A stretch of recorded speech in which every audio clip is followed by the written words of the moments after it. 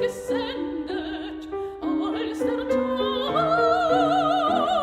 anbrach und die Sonne unerschüttert schien.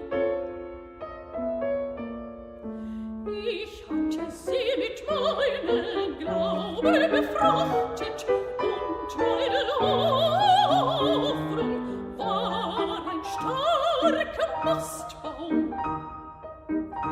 Und da die Schiffe tief im Wasser lagen und ihr Mord an Wassersrand, so glaubten alle meine Freunde, ich sei reich an Schätzen, und sie ehrten und liebten mich deshalb.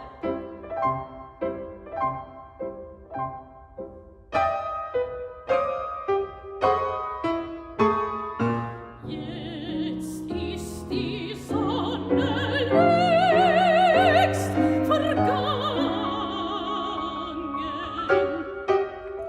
Seht ihr die graue Wand aufsteigen über Meer? Schon hat sie still den fernen Horizont aufgeschickt. Der Wind des Untergangs beginnt uns zu umsausen. Fühlt ihr die Erde leise zittern, weil da draußen weit Wogen aufkommen?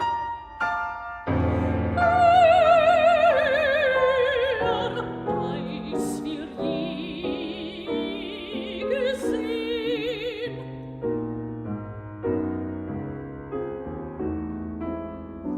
Dort werden meine Schiffe untergehen, zerschütt, hinweggefegt die Hoffnung.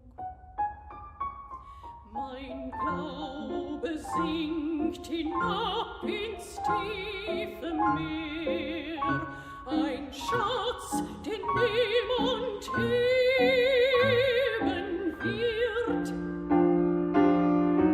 Jetzt lächeln alle meine Freunde und sehen, dass ich ein Narr bin.